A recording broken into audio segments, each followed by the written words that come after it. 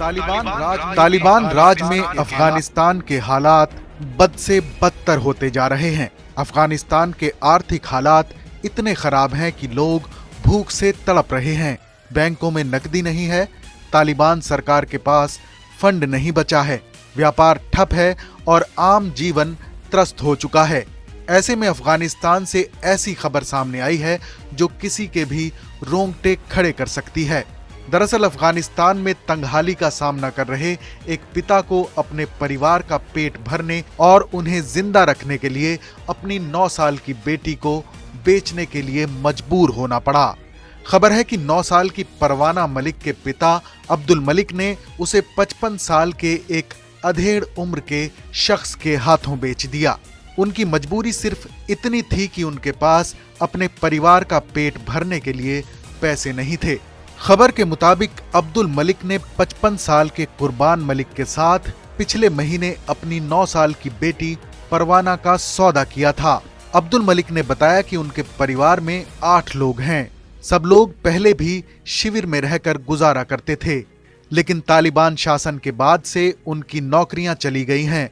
परिवार का पेट भरने के लिए उन्होंने पहले 12 साल की बेटी को बेचा था। अब उन्हें 9 साल की परवाना का भी सौदा करना पड़ा। परवाना के पिता अब्दुल मलिक ने बताया कि परवाना खूब पढ़ना लिखना चाहती थी और बड़ी होकर टीचर बनना चाहती थी, लेकिन परिवार की आर्थिक हालत की वजह से उसके सारे सपने बिखर चुके हैं। उसकी होने वाली शादी के बारे में पूछे जाने पर नन्ही परवाना ने कहा कि उसे डर है कि बूढ़ा आदमी उसे पीटेगा और उसे अपने घर में काम करने के लिए मजबूर करेगा। सौदा तय होने के 2 दिन बाद खरीदार कुर्बान मलिक इस परिवार के घर पहुंचा था। परवाना के पिता को भेड़, जमीन और नकद के रूप में 2 लाख अफगानी रुपए यानी तकरीबन $2200 का भुगतान किया और लड़की को साथ लेकर चले गए। अब्दुल मलिक ने अपनी बेटी को विदा करते हुए कुर्बान मलिक से कहा, ये तुम्हारी दुल्हन है, इसका ख्याल रखना, इसे मारना नहीं। जवाब में कुर्बान ने रोते हुए पिता को भरोसा दिया कि वो परवाना के साथ परिवार के सदस्य की तरह बर्ताव करेगा।